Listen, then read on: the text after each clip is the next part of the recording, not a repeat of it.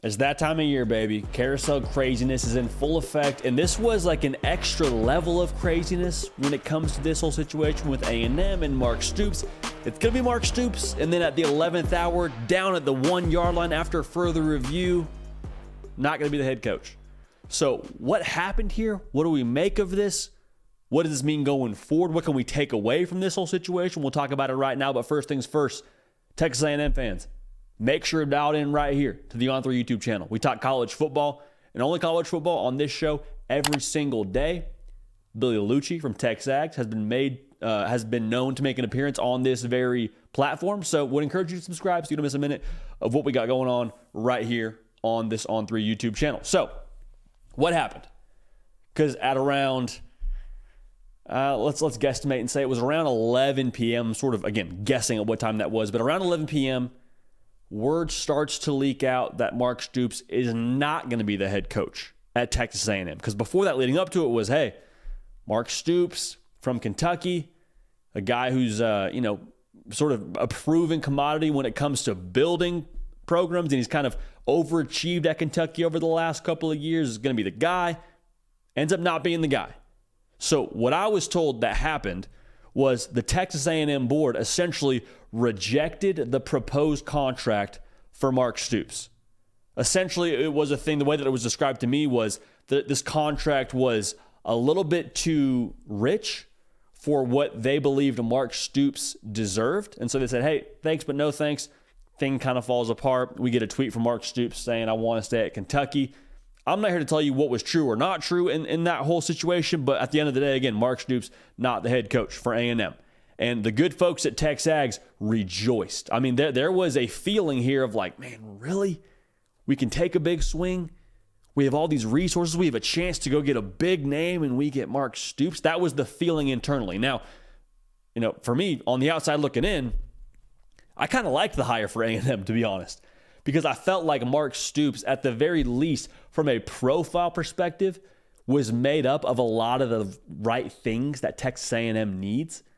I think he's a guy that, builds programs. I think he builds structure, culture. I think he's done more with less at Kentucky. Now, he had the opportunity to probably, at least potentially do more with more at Texas A&M.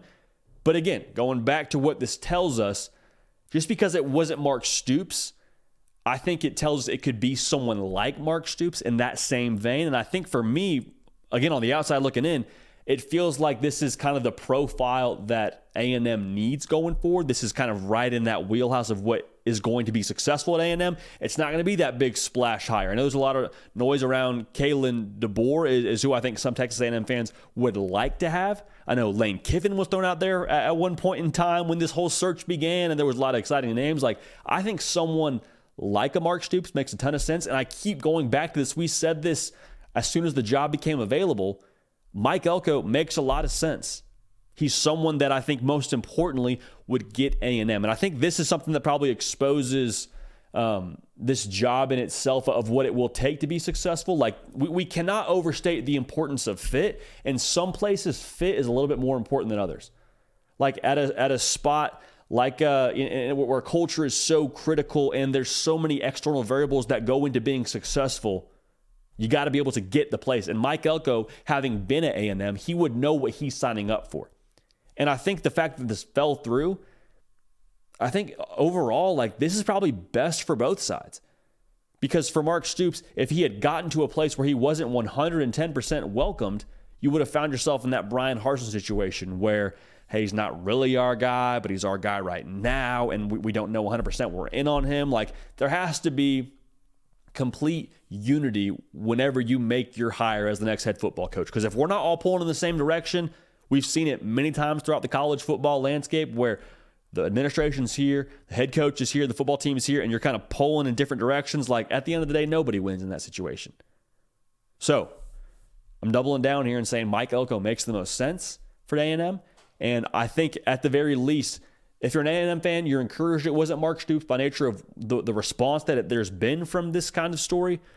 But again, I think the profile, the way that they're going about this, I think it's encouraging the way that A&M's approaching this whole thing. So we'll see what happens here. No idea when we'll get a hire or what the timeline is there, but promise you, whenever there is a hire, we'll talk about it. We'll have thoughts for you. So make sure you subscribe right here to the On3 YouTube channel. Follow me on Twitter. Follow me on Instagram at JD Pickell. Let me know on there who you want to be the next head coach for A&M. We appreciate y'all. We love y'all. Going to keep this party rolling, and we will see y'all next time. Hey y'all, thanks so much for watching. Subscribe to the channel here to make sure you don't miss an episode of The Hard Count. Also be sure to check out other videos on the On3 YouTube channel.